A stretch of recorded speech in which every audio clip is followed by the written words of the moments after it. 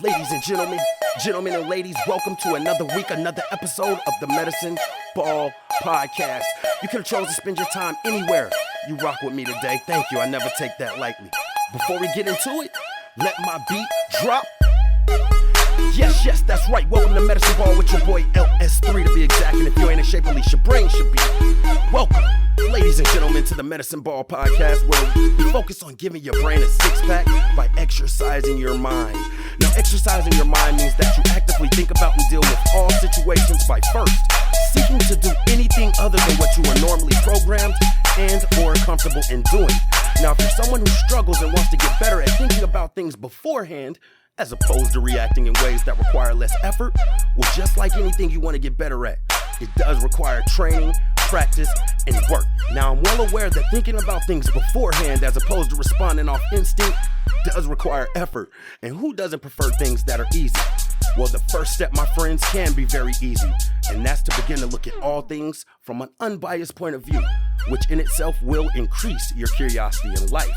Now, exercising your mind won't give you all the answers. You will, however, begin to look at things with more peace, understanding, and patience, while simultaneously equipping yourself with more tools and strategies to help you effectively deal with this thing called life.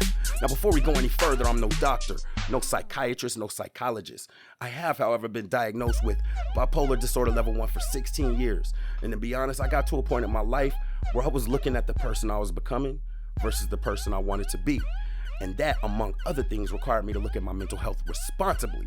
So whether or not you're diagnosed or know someone who's diagnosed or have symptoms or just want to know more about it, it doesn't matter. Maybe you're one of the many people who could just use some tips, tricks, and different ideas to help you get through day-to-day life. Pull up a seat, kick up your feet. This is your family, man. Welcome home, no judgment zone. This week's episode 421, back against the wall. Let's get right into it. Let's go. Welcome, ladies and gentlemen and ladies, to another week, episode 421. I looked at some of my previous episodes, and as I gain more structure and life throws its punches, that's a bar relative to this episode. But episode 24, I'm probably gonna cut it on this season for numerous reasons. I have life going on, but in reference just to the podcast and the content that I provide, it will just be a wrap on the podcast season 4. I will still be accessible through the Wisdom app. I will still be accessible through subscribing to my newsletter via my website, www.medicineballls3.com, and shoot me an email. Follow me on my social medias, Medicine Ball LS and the number 3, Medicine Ball LS3. The Wisdom app, I think I mentioned that. Facebook groups, I'll still be accessible. All of those other ways, but the podcast and just making sure that it's the best content when, video. Yeah, I'm going to transition. I'm going to be still really more present YouTube and video wise. I'm going to drop all the links, but in order to just keep a quality of work, because when I first stepped into this, before I even stepped into the podcasting and even actually thinking I can help some people and lead people, so forth and so on. Number one, I had to get right with God, but it's just like I was really aware of what I was asking from him, and I just take it really serious. Even if it was just one person who tuned in every week, like diligence of work and quality of work and putting your most into whatever it is you're trying to do is how I live. Scripture says it, and it wouldn't be Medicine Ball. So in order for me to just like not just start slacking and lazy and just loafing, lame ducks, right? Pausing on the podcast will help. Going straight into that, I appreciate you guys' support. I'm gonna be ordering the next round of merchandise this week. Actually, I'm putting on. I'm actually gonna hit them up as soon as I get off of this. I appreciate you guys' support. It's a one-man army right now when it comes to all of that stuff. Not complaining, just letting y'all know. But continue support, better quality materials. I'm getting a lot of feedback. Salute. Follow Mamba on Instagram. I think he has a TikTok too. That guy Mamba. ThatGuyMamba. Appreciate you guys' support. Salute all of that. What else am I thinking about? I said Wisdom app. I don't know, man. Just holla at me, man. I'm very accessible. I'm not arrogant. I take everything with a grain of salt. All of that. Let's get into this episode. So with all of that going on, man, I'm gonna keep this short and to the point because especially if you've been following me. And if you're not, this will be, a cue to kind of, or an opportunity for you to go back and go check some previous episodes. Why I always leave my phone with the notification on? Yeah, we're gonna have to pick a we're gonna have to pick a charity or whatever y'all want me to donate the money whenever I tax myself for that. But anyway, with all of that going on, long story short, and I don't want to get too deep on it because with my religious beliefs, people who are believers are going to realize if I say I'm in a fraternity, so forth and so on, that's another episode, another platform. Somebody that I brought into my particular organization, Phi Beta Sigma, and I'm not going to get into details with that, read between the lines, somebody that I brought in passed away earlier this week on Wednesday. And the thing that's crazy about like social media and everything is like you might not see somebody for years, but when you see they post and you interact with them on little stuff and little giggles and inside jokes, you tend to take their presence and being with them for granted, right? So dealing with that, and it's spiritual warfare, I know, and this is all stuff that I can get into on other platforms, man. I'm just trying to get this episode out. I was at work. I compartmentalized that. I think I spoke to this on what happened when Kobe died and all of that. But anyway, I get off of work to kind of address that, people calling me or whatever. And I find out that, and I'm not going to get too much into it out of respect for my family, but like one of my cousins and, people have big families and, it can get separated. So let me put it this way. Somebody who used to babysit me, who in turn I ended up babysitting their kid, who in turn I still rock with to this day. Dealt with mental illness, mental health, and long story short, they committed suicide. And that was within like 4 hours of me getting off work, following about my frat brother. On top of that, she's a twin, and again, social media. I realized that it's even more impactful because her birthday is actually yesterday. And sometimes I don't really talk to people. And again, I just get into all this because, when God hit me, he give me a good episode and I can give y'all good content. But it's just like, sometimes I deal with things, and this might be a little bit of arrogance, right? Or feeling myself. But I feel like sometimes I deal with stuff that be so overwhelming and back to back to back that sometimes I don't even talk to people about it because I feel like when I'm even saying it, it's unbelievable. This is literally the 10th person. The 6th or 7th out of those 10 who I personally within my age range and rock with, who I've lost this year. Now, again, I'm going to provide this content on YouTube or whatever other platform, but from the spiritual aspect, I'm at a point now where I know what's going on. If you any type of believer or got any, like, this whole pandemic was a shift, right? And it's just like, because I know, like, the devil, and side note, right? I always talked about, like, NBA 2K, I love relating the badge system. That's one of the good things that they actually did good. But like the devil, if he had a badge, right? Y'all can go look this up or go listen to another episode. It might be the Hall of Fame episode if y'all want more insight. But boy, he just has a relentless finisher badge on Beyond Hall of Fame, logo Hall of Fame. And it's not in reference to basketball, just period. He just is constant. From the time even when you sleep, he just never lets up.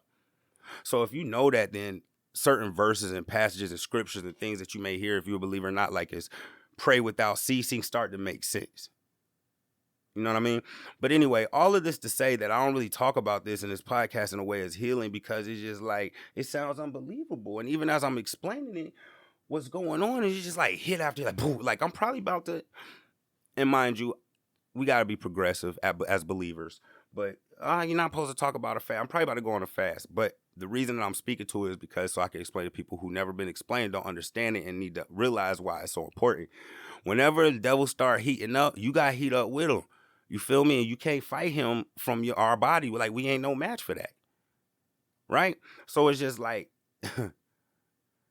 As somebody messages me, where are you at? Now you're going to have to pause on that. But it's just like, you got to fight that back. And there's scriptures about fasting and certain deliverances and spirits being passed. But whatever. I need to, whenever I start getting boop, boop, boop, boop, boop, boop. It feels like shot after shot after shot. I fast and I start. And let's just use that to go into this episode. Episode 421. Back against the wall. Now, notice it's not when your back's against the wall, back in capital letters, because it's going to happen again. Bars, triple, oblivion, ultra combo bars, back again against the wall, right? I was given a book at a young age, and I don't even remember the author of the book, and I ain't even care to look it up for this episode, right? Whack. But I know a lot of times with me, like, things were impressionable in my life that I could go back to. But anyway, long story short, the book was about, like, dealing with life's adversity, but I guess it was written for, like, a teenage male to read or whatever. And that's on a different story because it wasn't written for teenage black male. But anyway, and I just was like, you know what I mean? And I might go dust it off and go look at it again, but it just wasn't impactful to me. But the idea did. I'm real big on metaphors, bars, words, and so forth. So when life throws you a curveball, right? Because the actual title of the book was When Life Throws You a Curveball, Hit It. Right, a little ball. I visual. Like, it's a baseball diamond on the front of the book, and there's a curveball, and it's like an illustration to show it was spinning and it was coming at you. And it just stuck with me, like, because what I did grasp from it, okay, like, yo, this is difficult, but you can hit it if you focus, whatever. Now, to me, it was a little bit more relative and understandable, and kind of I probably looked at it a little bit side-eyedly, because at that, as my cousin is messaging me about, my other cousin, and I muted my phone, but now I got the alert on my computer just popping up. What up? I'm like, goodness gracious. But anyway, all of that to say, go check my other episode about hitting at the plate. I don't even know what the name of it. Maybe I should start doing that. But anyway, to me, it was relative because I went through this whole thing of playing baseball and being a cleanup batter and understanding how if you dip your shoulder and if you squeeze your shoulder towards your body while you swing, how that can affect how you swing towards the ball before you even get to bat speed. But anyway, I was just like, yeah, man, if you skilled, you can do it. But with everything that I'm talking about, and shout out to my man, because I watch a lot of sports, but Gervonta Davis hyped up this fight, knocked this boy out in the 6th round. But anyway, I started thinking, like, man, it's really when life throws you a haymaker, right? Like, that's more accurate, because if life throws you a curveball, I'm Babe Ruth. No, you're not. You Dustin Robinson. Who is that exactly? Who, right? But anyway, when life throws you a haymaker, not a jab, not a hook, a haymaker. Now, I'm going to be talking about boxing a little bit in this episode, so let me pause and let y'all know who don't know what a haymaker is. That's you throwing with all your might. Now, if you're not a boxer and you're just talking street fighting, you're not throwing with any accuracy. You're just not looking to hit anything. You're not anticipating where the person's going to be. You're just throwing with all your might. Those things drain a lot of energy. They leave you open. I could go on for days. It's risk versus reward. But anyway, back against the wall. I was like, okay, how am I going to relate this to boxing? Gervonta knocked that boy out. And the thing that I realized while everybody else was hyping up the fight, I knew one thing. I only needed to hear, you don't need to know nothing about boxing to know what was going to happen in that fight. Gervonta Davis started boxing at 7, and my man Rolly started boxing at 17. I don't got to know nothing about boxing. No, that's 10-year difference. Caveman tags. I ain't stupid. So if somebody going to sleep, right? Boom. When life throws all this stuff at you, and in my situation is back-to-back deaths, and go check my Joker episode, because I'm probably going to be giggling about things that people are just like, because people say this to me, like, why are you laughing about that? And it's the way that I heal. But it's just like, I felt like Drake, man, back to back. When life throw this back to back. You know, you got to back to back, because I'm still at work. Audits, it's just crazy. And what I was thinking is, okay, my back's on the wall. And I love this podcast because it allows me to use my life experiences incorporated with wisdom, strategies, and scriptures to be able to relate them to people currently, and in a way that I think that help people to at least look at things from another point of view. So when wife whooping your ass, I'm just going to keep it real, because that's what's going to happen. And I think a lot of people don't realize, even when I speak with people at work, and they be like, this is a lot of pressure. And I'd be like, man, if I were you, and this is what I do, you better make it your business to at least be average when you operate under pressure, because life isn't going to be filled with nothing but pressure points, regardless of what you try to do. You be a rich pressure, right? What are you going to do? What you do, if we're looking at it like fighting or boxing, and life's throwing all this stuff against you, and I started thinking about getting your back against the wall. Because that's what I did in this situation and still moving through.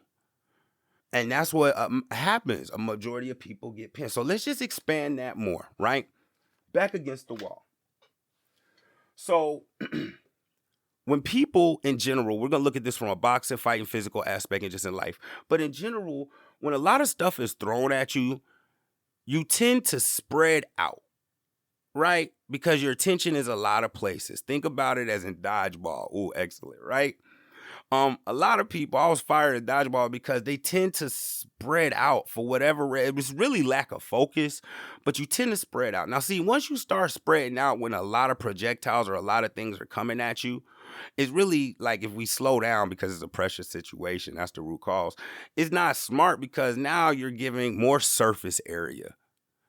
Y'all can go listen to previous episodes. I could go on and get really into this, but I'm trying to keep it concise, I mean. You give yourself more surface area. So think about a fighter, dodgeball, right? Dodgeball fighter getting shot. I don't want to use getting shot at, but you spread out against the wall and people are throwing these punches or dodgeballs at you, right? Most people spread out because they're not focused enough to realize that's not smart to do, and it's just your natural lazy reaction. So what happens when you spread out is it covers more surface area, giving the thing that's coming at you more of an opportunity to hit you, but it dilutes your focus. Follow me here. It dilutes your focus. So not only are you physically spread out, you mentally spread out because you have all of these areas that you're trying to, and it's the next thing, protect because they're easy targets, right? That you dilute your focus just protecting him and just like realizing it's happening. Oh man, I had a death in the family. Oh, I had a death in the family. Oh, somebody emailed me at work. My boss needs an escalation. Oh, I got a meeting. Oh, I got to build. You see what I'm saying? It spreads you out, makes you an easier target. Now, on a religious aspect, for the devil, relentless finisher. So, anyway, you're covering too much area at this point. You're covering too much area and you're distracted, defending, and just being aware of the things that are happening and all of that, even explaining it, is going to wear you out. It's going to wear you out. Now, let's take it to boxing. Anybody who's listening to this, when this episode is over, this is what I want you to do, right? And I want you to just be serious, right? And this goes so deep with the boxing thing, man. This is gonna be a good episode.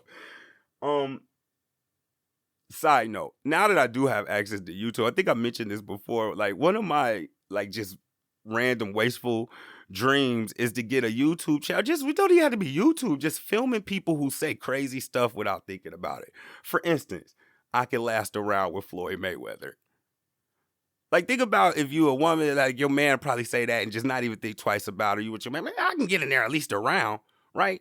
Now, let's just build on that because that's where my channel would come from. Like, I would record you doing that. I would just play Floyd to come out here and beat you up for two minutes.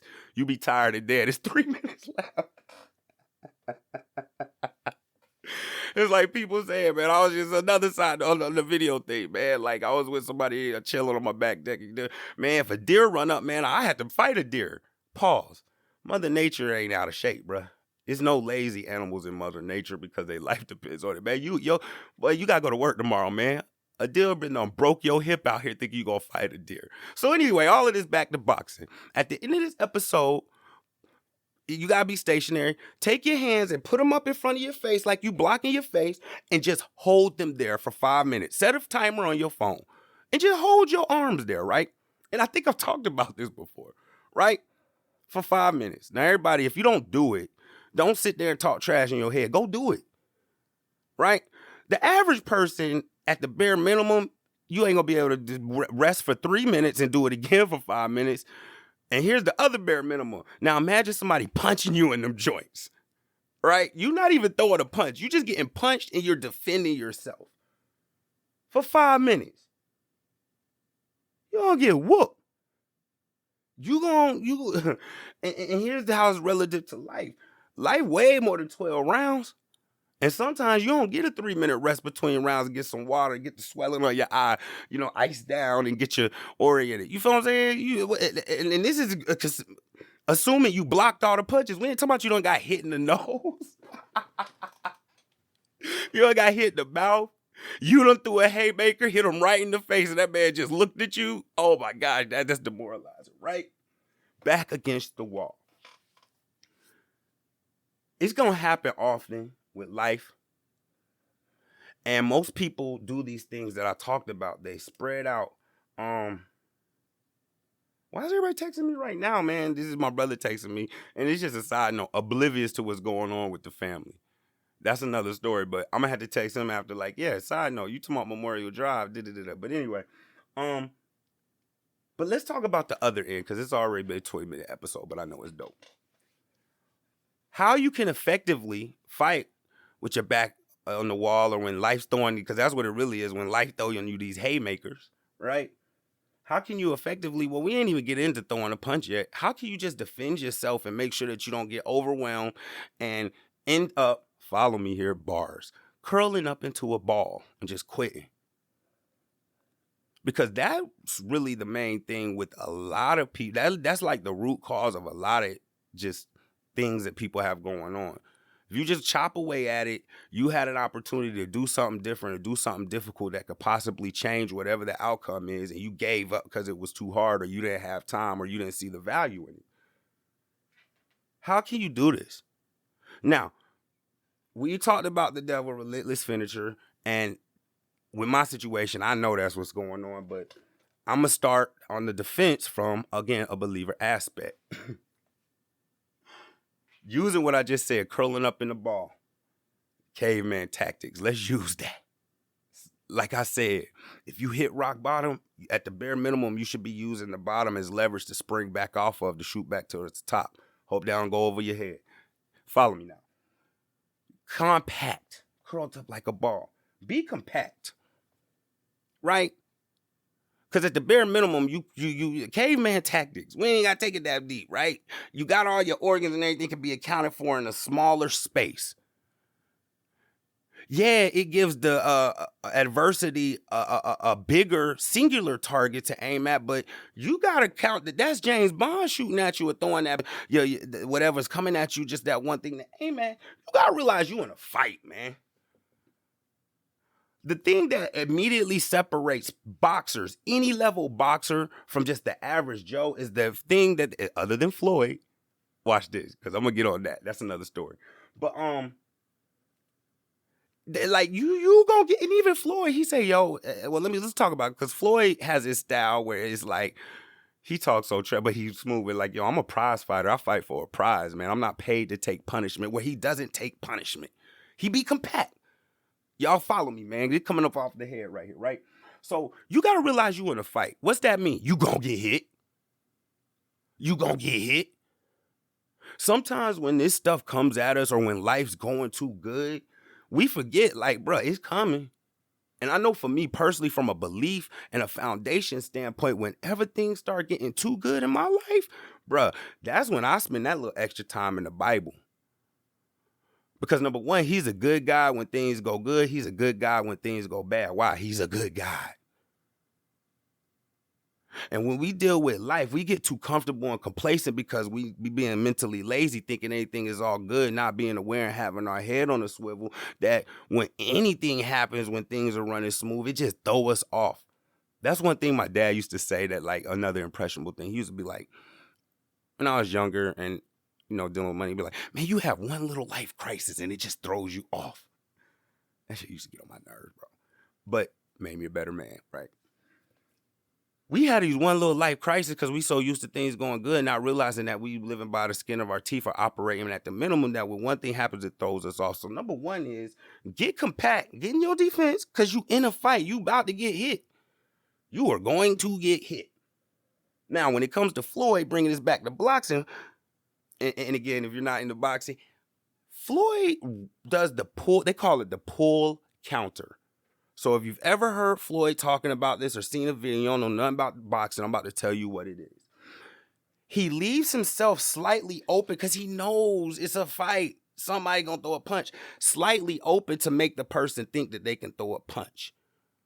They call it the pull because when the punch comes in, he rolls with that punch. So if it's coming towards the right side of his face, he might roll his body left so that he absorbs the blow. right? Follow me here. When life throws a haymaker, when you're back against the wall, you better ball up. You know you're going to get a blow. He uses it. I call it judo. Use the momentum. Now, what he's done is when you throw a punch, it don't matter what it is. This is just life. You're open now. If the person who's on the defense, Floyd, doing a pull counter, knows that what he's doing is going to make you throw this punch, he's already got the advantage because he already knows you're going to throw the punch. Furthermore, he going to make you throw it where he wants to. Guess what? So he can hit you. That's why he roll away while they throwing that punch. They wide open, and people don't realize why that's going on. That right hand, it's already caught back. It's on his way up. This dude wide open. Why he rolling back? Bow. Uppercut. You got to realize you in a fight, you're going to get hit. You better use these blows to your advantage, player. And the second thing and what I explained is you got to focus, man. You're going to get hit. That's why when adversity with me, and I talk about in previous episode, man, you got to find some way because it's going to happen again. How can you be more efficient? Floyd say, I don't get paid to get hit. I don't care if it goes 12 rounds. You think I'm going to get knocked out for y'all to make me a meme? Or I can keep making 80 million, 100 million to fight. You have to focus in when and that for me, back to a belief standpoint, that's why I'm about to hit this fast. Because I realize the devil throwing a lot of stuff right now. I cannot avoid it. Furthermore, he using my weak. So I got hit in the face. I put my hand up to guard my face. I'm all right. Why my hands going up? And this is what people don't understand about boxing. Why my hands going up to grab my face after I just got hit, the other hand from the enemy is already halfway to my gut. Oof. Gut stomach. Now you drop your hands. And you better hope they ain't got no hand speed because you drop your hands, the other hand already on his way. And it's probably not going to come straight. It's going to come from the side so you can't see it. And that's that haymaker that's going to knock you out. You better focus in. For me, it's God and the beliefs. I start fighting back with the sword of the scripture. Devil, I see you. Stand from the devil righteously and he will flee from you. What this also does when you focus in, here's another step. I ain't even got them numbered. Y'all just gonna have to go back and follow me, man. It makes you more dense when you're compact or on defense or focused in on doing on one thing. When you're more dense, you're not spread out surface area wise. When you're wide and less dense and spread out, right, you're fragile. When you're more dense, science says you're just gonna be harder to get through. So when you're dense, you become more solid. You become durable, right? So because you can't avoid these hits when your back is against the wall and life is throwing these haymakers. When you get in these tornadoes, you better learn some lessons. So you better be focused on, okay, I see my roof flew off from the right angle. So at the bare minimum, I'm gonna put a tie down on the right angle of my house. You feel me? You better get more solid, more durable. You better focus in on it. Like, I know what I'm doing. I'm accountable. I know that I ain't been doing a bunch of stuff righteously, and I need to clean up even further, more from a righteous standpoint. You become more durable, and piggybacking off of that, when I'm speaking to it, allows the counterattack. So let's think about the Spartans. Boom, when they all huddled up into the shield, they getting beat on, right? And they're like, okay, so how we going to attack? Like 300, I think it was. They under the shields like, okay, so what we going to do is going to pop up. They still getting beat on, but they ain't getting slaughtered. It allows you to counterattack. A lot of people spend so much time with their back against the wall just spread out, but you just spending so much time just trying to defend these spots. You can't even, let alone counterattack. You got to fight back from a belief standpoint. You got to fight the devil. He don't care about you getting whooped on. God does, though. But you got to stand against him. Furthermore, once you aware, like, he don't be like, oh, this guy knows what's going on. He's trying to walk with God. He's like, no, he trying to snuff you out. Not the people who quiet and don't know what's going on. Counterattack.